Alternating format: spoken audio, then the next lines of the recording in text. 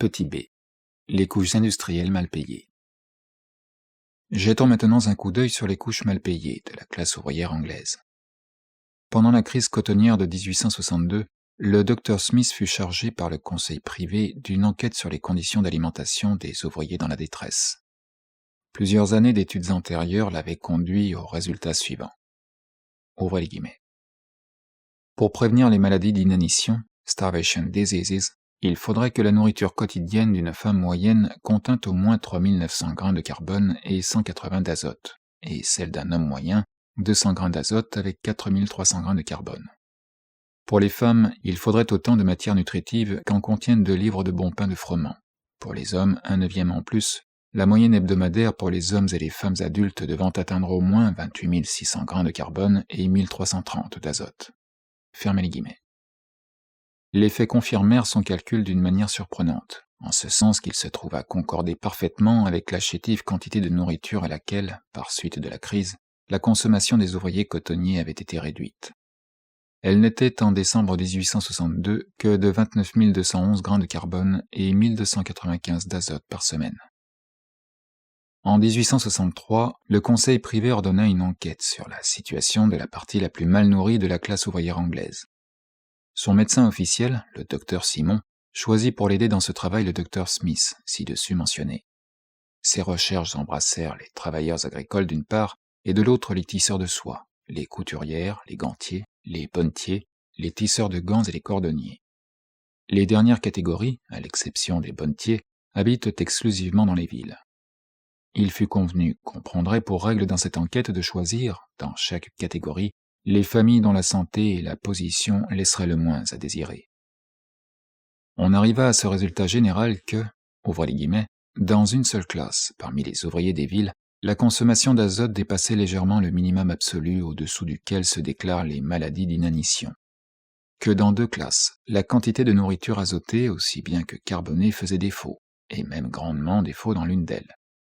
Que parmi les familles agricoles, plus d'un cinquième obtenait moins que la dose indispensable d'alimentation carbonée, et plus d'un tiers de moins que la dose indispensable d'alimentation azotée. Qu'enfin, dans 3 comtés, Berkshire, Oxfordshire et Somersetshire, le minimum de nourriture azotée n'était pas atteint. Note 142, fermez les guillemets. Parmi les travailleurs agricoles, l'alimentation la plus mauvaise était celle des travailleurs de l'Angleterre, la partie la plus riche du Royaume-Uni. Note 143. Chez les ouvriers de la campagne, l'insuffisance de nourriture, en général, frappait principalement les femmes et les enfants, car, ouvrez les guillemets, il faut que l'homme mange pour faire sa besogne. Fermez les guillemets. Une pénurie bien plus grande encore exerçait ses ravages au milieu de certaines catégories de travailleurs des villes soumises à l'enquête. Ouvrez les guillemets. Ils sont si misérablement nourris que les cas de privation cruelles et ruineuses pour la santé doivent être nécessairement nombreux. Note 144, fermez les guillemets. Abstinence du capitaliste que tout cela. Il s'abstient en effet de fournir à ses esclaves simplement de quoi végéter. La table suivante permet de comparer l'alimentation de ces dernières catégories de travailleurs urbains avec celle des ouvriers cotonniers pendant l'époque de leur plus grande misère et avec la dose minima adoptée par le Dr Smith. Pour 5 branches d'industrie dans les villes, quantité moyenne pour les 2 sexes de carbone par semaine, 28 876 g. D'azote, 1192. Pour les ouvriers de fabriques sans travail du Lancashire, quantité moyenne pour les 2 sexes de carbone par semaine, 29 211 g. D'azote, 1295. Quantité minima proposée pour les ouvriers du Lancashire, à nombre égal d'hommes et de femmes. Quantité moyenne par semaine de carbone, 28 600 g. D'azote, 1330 g. Note 145. Une moitié des catégories de travailleurs industriels ne prenaient jamais de bière. Un tiers, 28%, jamais de lait. La moyenne d'aliments liquides par semaine dans les familles oscillait de 7 onces chez les couturières à 24 onces 3/4 chez les bonnetiers. Les couturières de Londres formaient la plus grande partie de celles qui ne prenaient jamais de lait. Le quantum de pain consommé hebdomadairement variait de 7 livres 3/4 chez les couturières à 11 1/4 chez les cordonniers. La moyenne totale était de 9 livres par tête d'adulte. Le sucre, le sirop, etc. variait par semaine également de 4 onces pour les gantiers à 10 onces pour les bonnetiers. La moyenne totale par adulte, dans toutes les catégories, ne s'élevait pas au-dessus de 8 onces. Celle du beurre, graisse, etc. était de 5 onces. Quant à la viande, le lard, etc., la moyenne hebdomadaire par adulte oscillait entre 7 onces 1/4 chez les tisseurs de soie et 18 1/4 chez les gantiers. La moyenne totale était de 13 onces 1/6 pour les diverses catégories. Les frais de nourriture par semaine, pour chaque adulte, atteignaient les chiffres moyens suivants. Tisseur de soie, 2 shillings 2 pence et demi. Couturière, 2 shillings 7 pence. Gantier, 2 shillings 9 pence et demi. Cordonnier, 2 shillings 7 pence 3/4. Bonnetier, 2 shillings 6 pence 1/4. Pour les tisseurs de soie de Macclesfield, la moyenne hebdomadaire ne s'élevait pas au-dessus de 1 shilling 8 pence 1/4. Les catégories les plus mal nourries étaient celles des couturières, des tisseurs de soie et des gantiers. Note 146. Ouvrez les guillemets. Quiconque est habitué à traiter les malades pauvres ou ceux des hôpitaux, résidents ou non, dit le docteur Simon dans son rapport général, ne craindra pas d'affirmer que dans les cas dans lesquels l'insuffisance de nourriture produit des maladies ou les aggrave, sont pour ainsi dire innombrables. Au point de vue sanitaire, d'autres circonstances décisives viennent s'ajouter ici. On doit se rappeler que toute réduction sur la nourriture n'est supportée qu'à contre-cœur, et qu'en général, la diète forcée ne vient qu'à la suite de bien d'autres privations antérieures. Longtemps avant que le manque d'aliments pèse dans la balance hygiénique, longtemps avant que le physiologiste songe à compter les doses d'azote et de carbone entre lesquelles oscillent la vie et la mort par inanition, tout confort matériel aura déjà disparu du foyer domestique. Le vêtement et le chauffage auront été réduits bien plus encore que l'alimentation. Plus de protection suffisante contre les rigueurs de la température. Rétrécissement du local habité à un degré tel que cela engendre des maladies ou les aggrave. À peine une trace de meubles ou d'ustensiles de ménage. La propreté elle-même sera devenue coûteuse ou difficile. Si, par respect pour soi-même, on fait encore des efforts pour l'entretenir, chacun de ces efforts représente un supplément de faim. On habitera là où le loyer est le moins cher, dans les quartiers où l'action de la police sanitaire est nulle, où il y a le plus de cloaques infectes, le moins de circulation, le plus d'immondices en pleine rue, le moins d'eau ou la plus mauvaise, et dans les villes, le moins d'air et de lumière. Tels sont les dangers auxquels la pauvreté est exposée inévitablement quand cette pauvreté implique manque de nourriture. Si tous ces mots réunis pèsent terriblement sur la vie, la simple privation de nourriture est par elle-même effroyable. Ce sont là des pensées pleines de tourments, surtout si l'on se souvient que la misère dont il s'agit n'est pas celle de la paresse, qui n'a à s'en prendre qu'à elle-même. C'est la misère de gens laborieux. Il est certain, quant aux ouvriers des villes, que le travail au moyen duquel ils achètent leur maigre pitance est presque toujours prolongé au-delà de toute mesure. Et cependant on ne peut dire, sauf en un sens très restreint, que ce travail suffise à les sustenter. Sur une très grande échelle, ce n'est qu'un acheminement plus ou moins long vers le paupérisme. Note 147. Fermez les guillemets. Pour saisir la liaison intime entre la faim qui torture les couches les plus travailleuses de la société et l'accumulation capitaliste, avec son corollaire, la surconsommation grossière ou raffinée des riches, il faut connaître les lois économiques. Il en est tout autrement dès qu'il s'agit des conditions des domiciles. Tout observateur désintéressé voit parfaitement que, plus les moyens de production se concentrent sur une grande échelle, plus les travailleurs s'agglomèrent dans un espace étroit, que plus l'accumulation du capital est rapide, plus les habitations ouvrières deviennent misérables. Il est évident en effet que les améliorations et embellissements, improvements des villes, conséquences de l'accroissement de la richesse, telles que démolition des quartiers mal bâtis, construction de palais pour banques, entrepôts, etc., élargissement des rues pour la circulation commerciale et les carrosses de luxe, établissement de voies ferrées à l'intérieur, etc., chassent toujours les pauvres dans des coins et recoins de plus en plus sales et insalubres. Chacun sait d'autre part que la cherté des habitations est en raison inverse de leur bon état, et que les mines de la misère sont exploitées par la spéculation avec plus de profit et à moins de frais que ne le furent jamais celles du potose. Le caractère antagonique de l'accumulation capitaliste, et conséquemment des relations de propriété qui en découlent, devient ici tellement saisissable, note 148, que même les rapports officiels anglais sur ce sujet abondent en vives sorties peu orthodoxes contre la propriété et ses droits. Au fur et à mesure du développement de l'industrie, de l'accumulation du capital, de l'agrandissement des villes et de leur embellissement, le mal fit de tels progrès que la frayeur des maladies contagieuses, qui n'épargnent pas même la respectability, les gens comme il faut, provoqua de 1847 à 1864 10 actes du Parlement concernant la police sanitaire, et que dans quelques villes, telles que Liverpool, Glasgow, etc., la bourgeoisie épouvantée contraignit les municipalités à prendre des mesures de salubrité publique. Néanmoins, le docteur Simons écrit dans son rapport de 1865, ouvrez les guillemets, « Généralement parlant, en Angleterre, le mauvais état des choses libre carrière. » Fermez les guillemets. Sur l'ordre du conseil privé, une enquête eut lieu en 1864 sur les conditions d'habitation des travailleurs des campagnes, et en 1865 sur celles des classes pauvres dans les villes. Ces admirables travaux, résultats des études du Dr Julian Hunter, se trouvent dans les 7e, 1865, et 8e, 1866, rapports sur la santé publique. Nous examinerons plus tard la situation des travailleurs des campagnes. Avant de faire connaître celle des ouvriers des villes, citons une observation générale du Dr Simons. Ouvrez les guillemets. Quoique mon point de vue officiel, dit-il, soit exclusivement physique, l'humanité la plus ordinaire ne permet pas de taire l'autre côté du mal. Parvenu à un certain degré, il implique presque nécessairement une négation de toute pudeur, une promiscuité révoltante, un étalage de nudité qui est moins de l'homme que de la bête. Être soumis à de pareilles influences, c'est une dégradation qui, si elle dure, devient chaque jour plus profonde.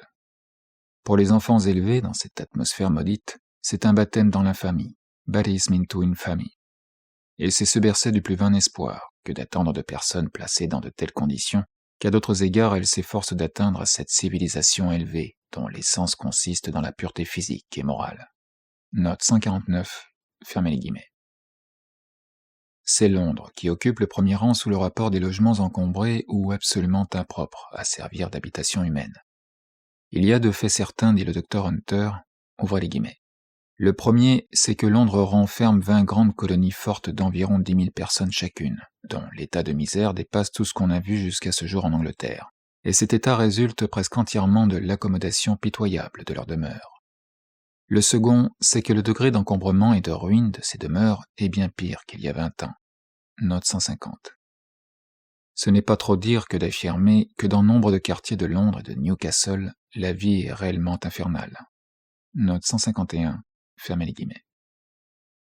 À Londres, la partie même la mieux posée de la classe ouvrière, en y joignant les petits détaillants et d'autres éléments de la petite classe moyenne, subit chaque jour davantage l'influence fatale de ces abjectes conditions de logement, à mesure que marchent les améliorations entre guillemets et aussi la démolition des anciens quartiers, à mesure que les fabriques toujours plus nombreuses font affluer des masses d'habitants dans la métropole, et enfin que les loyers des maisons s'élèvent avec la rente foncière dans les villes.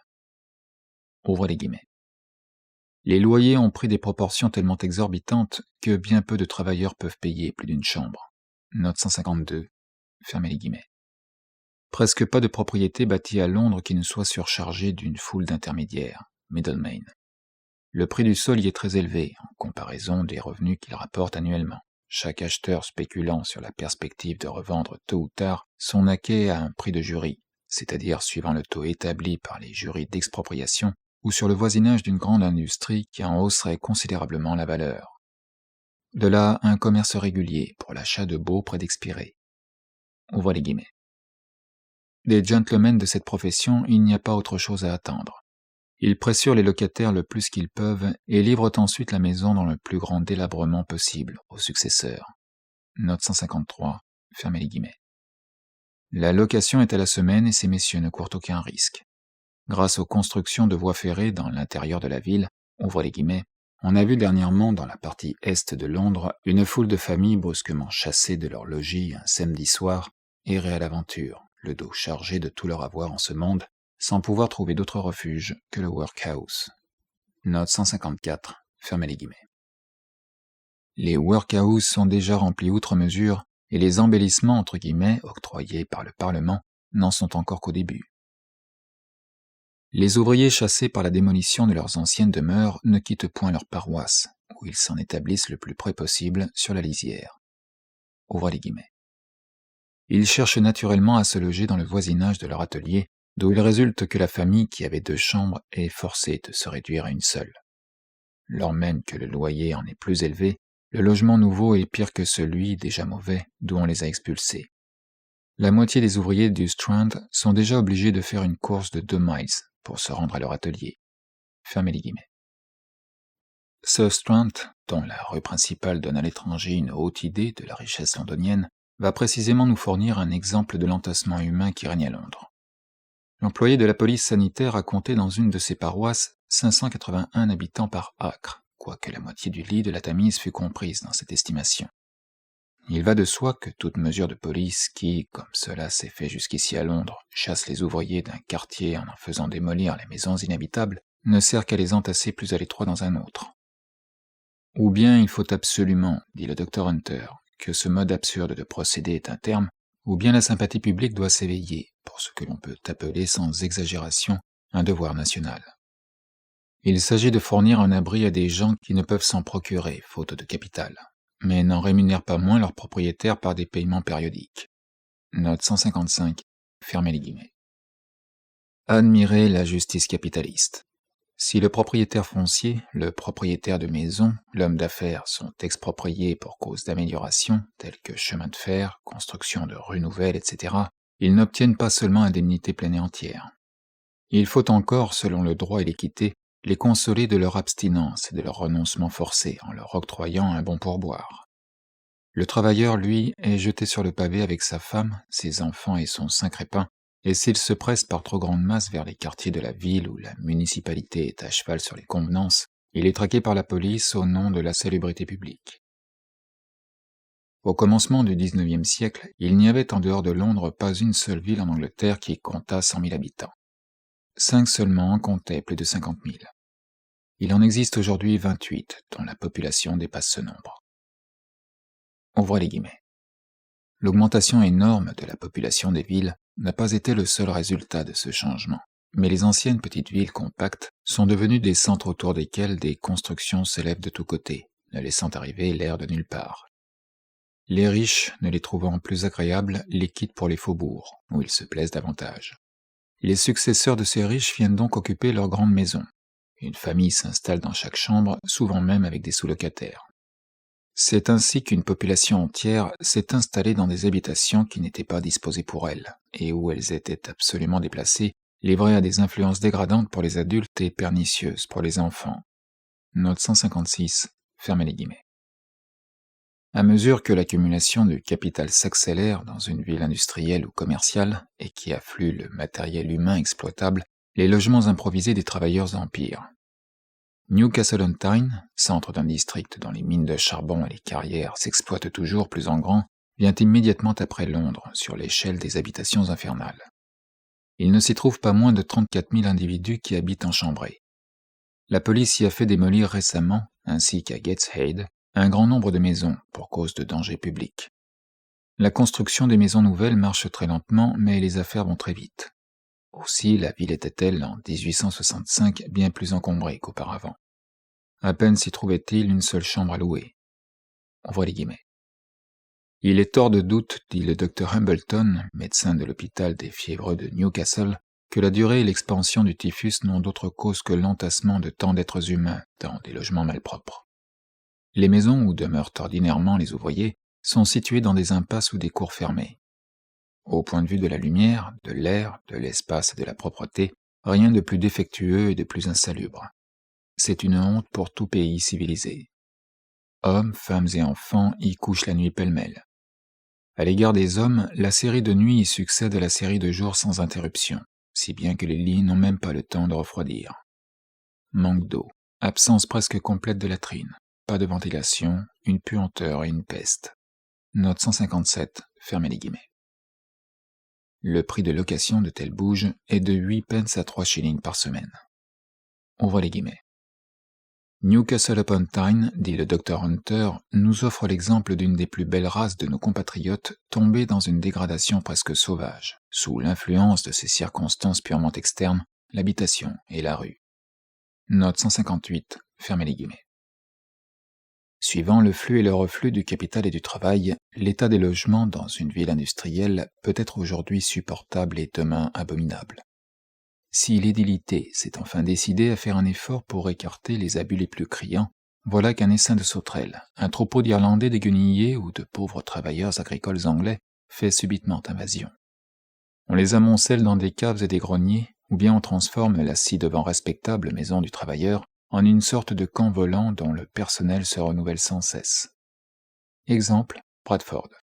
Le Philistin municipal y était justement occupé de réformes urbaines. Il s'y trouvait en outre, en 1861, 1751 maisons inhabitées. Mais soudain, les affaires se mettent à prendre une bonne tournure dont le doux, le libéral et négrophile M. Forster a tout récemment cacté avec tant de grâce. Alors, naturellement, avec la reprise des affaires, débordement des vagues sans cesse mouvantes de l'armée de réserve, de la surpopulation relative. Des travailleurs, la plupart bien payés, sont contraints d'habiter les caves et les chambres horribles décrites dans la note ci-dessous, note 159, qui contient une liste transmise au docteur Hunter par l'agent d'une société d'assurance. Ils se déclarent tout prêts à prendre de meilleurs logements, s'ils s'en trouvaient. En attendant, la dégradation va son train et la maladie les enlève l'un après l'autre. Et pendant ce temps, le doux, le libéral M. Forster célèbre avec des larmes d'attendrissement les immenses bienfaits de la liberté commerciale, du laisser-faire, laisser-passer, et aussi les immenses bénéfices de ces fortes têtes de Bradford, qui s'adonnent à l'étude de la laine longue. Dans son rapport du 5 septembre 1865, le docteur Bell, un des médecins des pauvres de Bradford, attribue lui aussi la terrible mortalité parmi les malades de son district atteints de fièvre à l'influence horriblement malsaine des logements qu'ils habitent. Ouvrez les guillemets. Dans une cave de 1500 pieds cubes, 10 personnes logent ensemble. Vincent Street, Green Air Place et les Lays contiennent 223 maisons avec 1450 habitants, 435 lits et 36 lieux d'aisance. Les lits, et j'entends par là le premier amas venu de Salguenilles ou de Copeaux, servent chacun à 3 personnes en moyenne et quelques-uns à 4 et 6 personnes. Beaucoup dorment sans lit, étendus tout habillés sur le plancher nu, hommes et femmes, mariés, non mariés, pêle-mêle. Est-il besoin d'ajouter que ces habitations sont des antres infects, obscurs et humides, tout à fait impropres à abriter un être humain. Ce sont les foyers d'où partent la maladie et la mort pour chercher des victimes même chez les gens de bonnes conditions, of good circumstances, qui ont permis à ces ulcères pestilentiels de suppurer au milieu de nous. Note 160, fermez les guillemets. Dans cette classification des villes d'après le nombre et l'horreur de leurs bouges, Bristol occupe le 3e rang. Ouvrez les guillemets. Ici, dans une des villes les plus riches d'Europe, la pauvreté réduite au plus extrême dénuement, blank poverty, surabonde ainsi que la misère domestique. Note 161, fermez les guillemets.